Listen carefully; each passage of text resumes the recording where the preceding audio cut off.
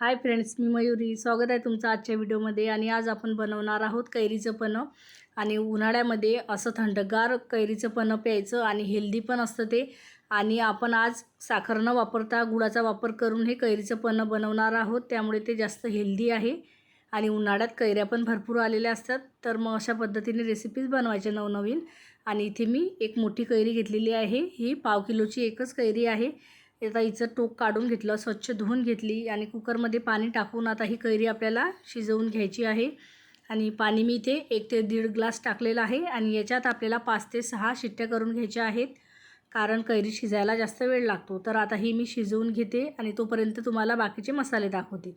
तर अर्धा चम्मच इथे आपण जिरं घेतलेलं आहे, शोप घेतलेली आहे, काळं मीठ, साधं मीठ आणि 4 ते 5 काळी मिरी घेतलेली आहेत. आणि आता कैरी शिजलेली आहे की नाही ते बघून घेऊया. कुकर थंड करून घेतला, झाकण उघडून घेतलं आणि तुम्ही बघू शकता इथे कैरी अशी मस्त शिजलेली आहे. तिची साल पण वरती आलेली आहे. आणि ही कैरी आता आपण काढून घेऊया. आणि हे जे कैरीचं पाणी आहे याचा पण आपल्याला वापर करायचा आहे. कैरी मी आता एका प्लेटमध्ये काढून घेतली. आता तिची मी साल काढून घेते आणि कैरीचा पूर्ण गर आता मी इथे काढून घेणार आहे. कैरी थोडीशी गरम आहे अजून, याचा गर मी काढून घेते आणि मग तुम्हाला दाखवते. तर बघा, एक मोठी प्लेट भरून मस्त असा कैरीचा गर आलेला आहे निघून.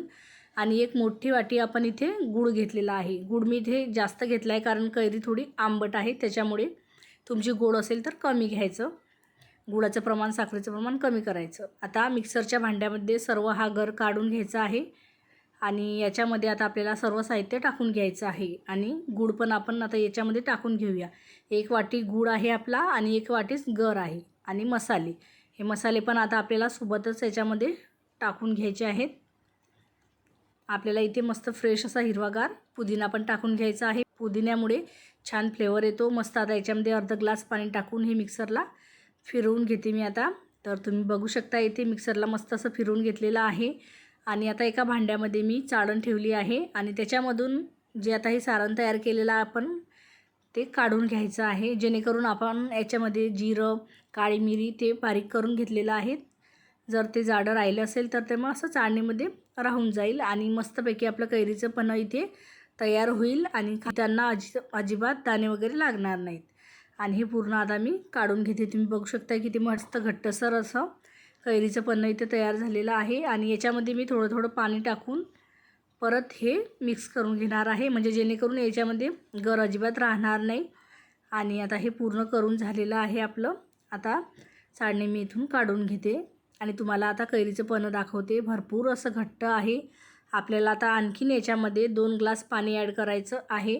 आणि हे पिऊन बघायचं आधी. याच्यामध्ये गुळाचं प्रमाण तुम्हाला कमी वाटलं किंवा मिठाचं प्रमाण कमी वाटलं तर मग तुम्ही याच्यामध्ये ते वाढवून घेऊ शकतात. म्हणून यासाठी आधी पिऊन बघायचं.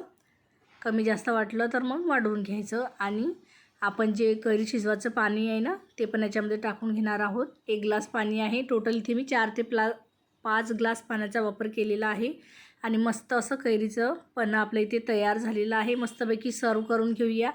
आणि हे तुम्ही बनवून फ्रीजमध्ये पण ठेवू शकता किंवा तुम्हाला आपण जो पल्प तयार केला होता ना तसा डब्यामध्ये भरून ठेवला तरी चालेल. वेळेवर पिताना मस्त 2 चमचे पल्प ग्लासमध्ये टाकायचा, बर्फ टाकायचा, पाणी टाकायचं आणि मस्तपैकी कैरीचं पन्हं आपलं इथे तयार होतं.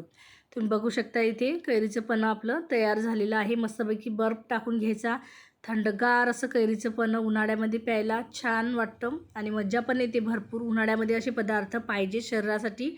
आणि खूप हेल्दी आणि टेस्टी असं कैरीचं पन्हं मी तुमच्यासोबत शेअर केलेलं आहे एकदम साध्या पद्धतीने. आजची रेसिपी जर आवडली असेल तर व्हिडिओला लाईक, शेअर, कमेंट्स नक्की करा. आपल्या चॅनलला आठवणीने सबस्क्राईब करा.